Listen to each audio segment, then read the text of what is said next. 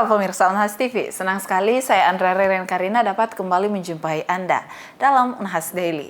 Dalam beberapa menit ke depan kami akan menyajikan berita-berita terpercaya hanya untuk Anda. Tingkat pengangguran di Indonesia pada Februari 2024 mencapai hampir 7,2 juta orang. Meski ada penurunan dari tahun sebelumnya, pengangguran masih menjadi tantangan besar. Peningkatan pendidikan dan pelatihan menjadi kunci utama untuk mengatasi masalah ini, terutama bagi lulusan SMA dan SMK yang memiliki tingkat pengangguran tertinggi. Tingkat pengangguran di Indonesia pada Februari 2024 mencapai hampir 7,2 juta orang menurut laporan Badan Pusat Statistik.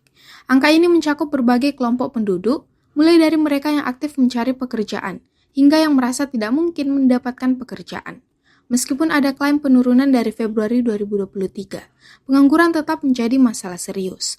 Pendidikan vokasi, baik di tingkat SMK maupun perguruan tinggi, memainkan peran penting dalam mempersiapkan tenaga kerja yang siap memasuki dunia kerja. Sejarah menunjukkan bahwa SMK di Indonesia telah ada sejak masa penjajahan Belanda dan Jepang, dengan tujuan menyelaraskan program pendidikan dengan kebutuhan lapangan kerja. Namun, kenyataan menunjukkan bahwa lulusan SMA dan SMK lebih rentan terhadap pengangguran dibandingkan lulusan perguruan tinggi. Tingkat pengangguran terbuka didominasi oleh lulusan SMA dan SMK dengan persentase sekitar 17%, diikuti oleh lulusan diploma dan sarjana. Lulusan SMA dan SMK sering kesulitan menyesuaikan keterampilan yang dimiliki dengan kebutuhan dasar pasar kerja. Mereka juga cenderung lebih memilih pekerjaan yang sesuai dengan latar belakang pendidikan mereka. Berbeda dengan lulusan SD dan SMP yang lebih fleksibel. Upaya untuk mengatasi pengangguran melibatkan peningkatan aksesibilitas program pelatihan. Pelatihan online dan kursus memungkinkan pencari kerja untuk meningkatkan keterampilan tanpa terhambat kendala geografis. Pemerintah juga berkolaborasi dengan berbagai pihak untuk menyediakan pelatihan kerja berbasis kompetensi, serta program magang bagi mahasiswa untuk meningkatkan keterampilan sebelum memasuki dunia kerja.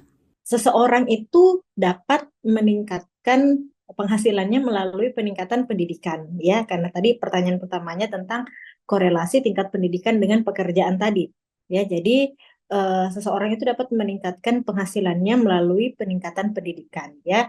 Dan memang berdasarkan teori tersebut itu dijelaskan bahwa setiap tambahan 1 tahun sekolah itu berarti meningkatnya kemampuan kerja dan tingkat penghasilan seseorang, ya. Itu menurut teori human capital, ya. Dan memang teori ini menganggap bahwa pendidikan formal itu memang merupakan sebuah investasi, ya, baik bagi individu maupun bagi masyarakat secara umum, ya, dalam hubungannya tentunya dengan kesempatan kerja untuk memperoleh pekerjaan yang lebih terbuka, ya, bagi mereka yang mempunyai tingkat pendidikan yang tinggi. Nah, adapun tadi mengenai pendidikan, ya, tentunya kita mengetahui kualifikasi pendidikan itu kan merupakan serangkaian tingkat pendidikan, ya, dan persyaratan yang ditempuh yang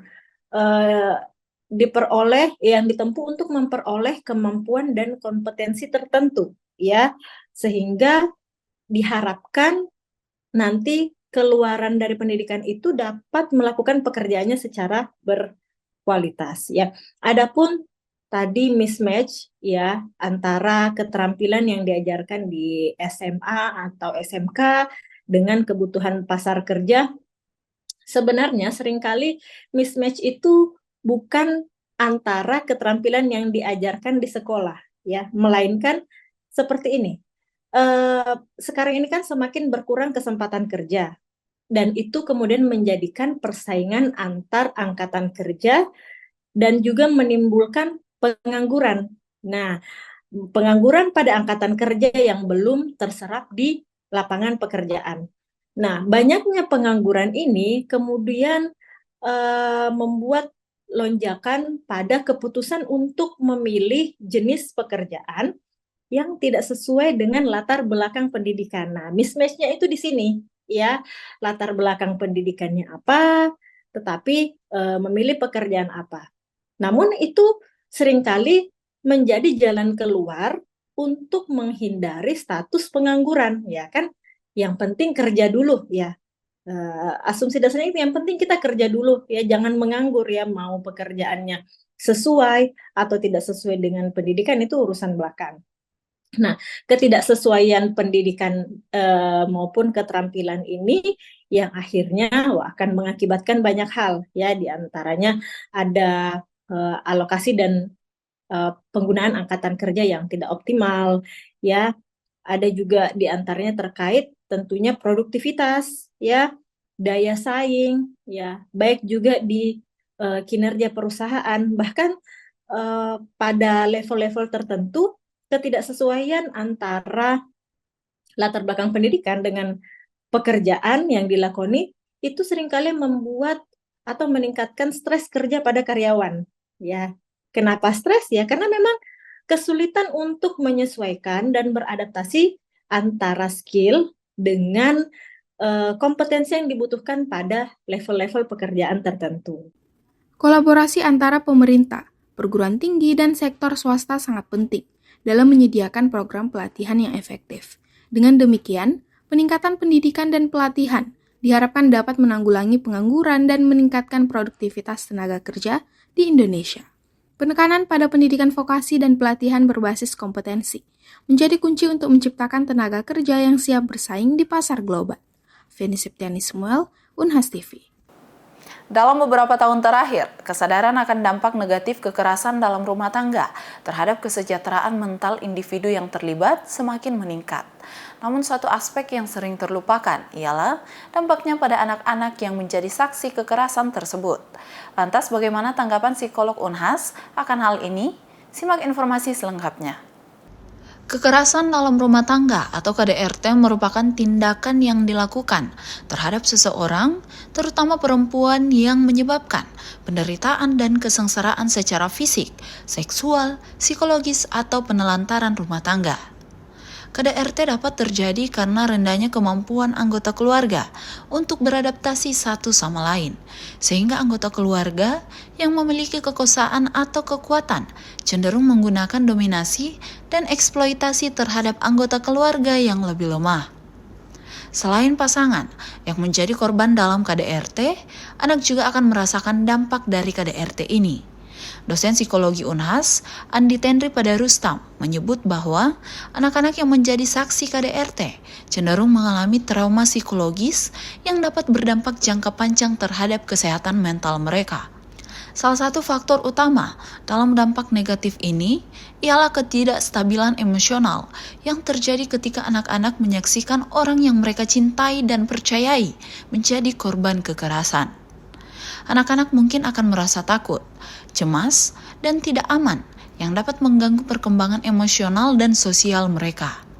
Anak-anak yang terpapar KDRT juga cenderung mengalami kesulitan dalam membangun hubungan interpersonal yang sehat di masa depan. Kalau anak di usia bayi 0-2 tahun itu anak akan cenderung merasa akan jauh ya, attachment-nya atau kelekatannya dengan pengasuhnya itu akan bisa terganggu. Kedekatan dengan figur orang tua, entah bapak, ibu, pengasuhnya itu akan terganggu. Nah, kenapa? Karena anak di usia 0-2 tahun itu kan di proses pengasuhannya yang cukup intens ya. Nah, sehingga kalau ada KDRT, tentunya dia akan mendapatkan perlakuan yang tidak menyenangkan dari pasangan, dari orang tuanya, entah ibunya misalnya sebagai korban. Akhirnya anak bisa terganggu dari segi misalnya tidurnya sudah tidak teratur ya. Tenri juga menyebut bahwa pada usia anak balita juga akan terganggu dari segi perilaku regresi anak. Pada usia balita, anak akan melakukan tindakan-tindakan yang memungkinkan untuk mundur dari perkembangannya, seperti bersembunyi ketika melihat KDRT orang tuanya. Ya, yang bisa kita lakukan itu adalah kita mendeteksi dulu ya. Kalau kita melihat ada perubahan perilaku pada anak, misalnya anak kita selalu terlihat ketika ibu bapaknya berbicara biasa misalnya, terus dia terlihat kayak takut gitu ya, kayak ada rasa menjaga ini nanti akan bertengkar lagi atau tidak gitu ya. Nah, itu kita harus mendeteksi ya dulu perubahan perilaku anak kita. Kalau kita melihat ada perubahan perilaku seperti itu, kita harus ngobrol sama anaknya, kita ngobrol sama anak, kita ajak ngomong, kita tanyakan kita berusaha memberikan rasa aman ya sebagai orang tua. Kita harus memberikan rasa aman kepada anak berkaitan dengan ketakutan-ketakutannya atau yang membuat dia cemas ya sampai terlihat dari perilakunya. Mencoba untuk ketika misalnya ngomong biasa aja bapak ibu ini langsung mikir jangan-jangan bertengkar nih nanti seperti itu. Jadi kita harus mengajak anak berbicara supaya ada rasa amannya dan kita menanyakan tadi adik kenapa seperti ini ya, kenapa adik kok terlihat tiba-tiba diam, yang awalnya aktif tiba-tiba diam untuk bapak ibu ngomong, adiknya kok tiba-tiba diam kayak takut gitu. Kita ajak ngomong. Kalau anaknya bilang iya saya takut nanti ibu dipukul lagi sama ayah gitu ya. Nah kita berikan rasa aman, kita edukasi anak kita pada saat itu. Ketika kita terus memperjuangkan keadilan dan keselamatan bagi korban KDRT, penting untuk tidak mengabaikan dampak yang terkadang terabaikan ini pada anak-anak. Melindungi kesehatan mental mereka juga merupakan bagian integral dari upaya kita untuk menciptakan masyarakat yang aman dan berkelanjutan bagi semua individu.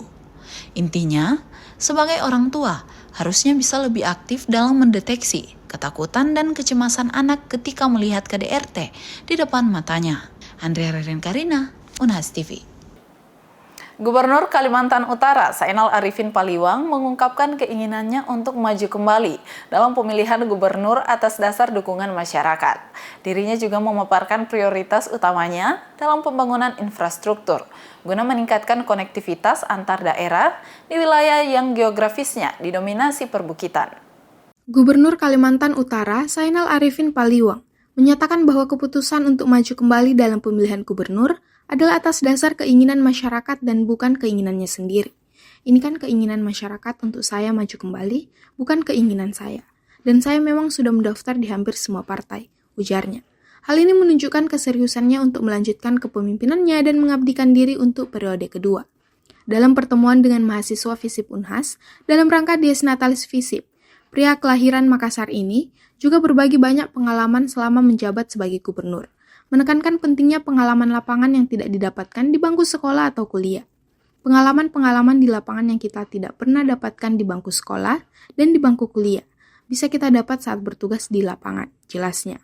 Fokus utama pembangunan yang diusungnya adalah peningkatan infrastruktur, terutama karena kondisi geografis Kalimantan Utara yang banyak perbukitan dan desa-desa terpencil. Prioritas utama adalah bagaimana konektivitas antar daerah, antar kecamatan, antar kabupaten, hingga ke kota provinsi, katanya. Tujuan utama dari pembangunan ini adalah untuk meningkatkan kesejahteraan masyarakat, menyediakan pendidikan yang baik, serta memastikan layanan kesehatan yang memadai bagi seluruh warga. Ini kan keinginan masyarakat untuk saya maju kembali, bukan keinginan saya. Ya, dan saya memang sudah mendaftar di hampir semua partai, sudah saya daftar. Bukti keseriusan saya untuk menjadi gubernur yang periode kedua. Ya banyak sekali, terutama infrastruktur ya. Infrastruktur seperti saya jelaskan tadi di dalam, karena kondisi geografis Kaltara ini adalah perbukitan juga cukup banyak dan desa-desa di sana cukup banyak masyarakatnya, sehingga otomatis prioritas utama juga itu adalah bagaimana konektivitas antar daerah, antar kecamatan, di kecamatan ke kabupaten, kemudian kabupaten ke kota provinsi. Seri berbagi pengalaman sebagai seorang gubernur, seorang bupati, seorang wali kota. Ya, banyak pengalaman-pengalaman yang di lapangan yang kita tidak pernah dapat di bangku kuliah. Di bangku sekolah tidak dapat, di bangku kuliah tidak dapat, tapi kita dapat saat kita bertugas di lapangan. Karena fakta-fakta yang real ya yang di lapangan inilah yang menjadi motivasi inovasi untuk kita buat bagaimana langkah-langkah yang kita akan buat untuk mensejahterakan masyarakat. Menjadi pemimpin harus adalah yang pertama bagaimana masyarakat itu sejahtera. Bagaimana masyarakat memiliki pendidikan yang baik, bagaimana masyarakat itu kesehatannya terjamin. Gubernur Kalimantan Utara berharap agar para mahasiswa FISIP Unhas dapat terinspirasi oleh pengalamannya dan termotivasi untuk berinovasi dalam menghadapi berbagai tantangan di lapangan. Menjadi pemimpin haruslah yang pertama, bagaimana masyarakat itu sejahtera, memiliki pendidikan yang baik, dan kesehatannya terjamin, tutupnya. Feni Septiani Ismail, Andi Muhammad Syafrisal, Unhas TV. Baik pemirsa, berita tadi sekaligus menutup perjumpaan kita hari ini. Terus saksikan Unhas Daily hanya di Unhas TV.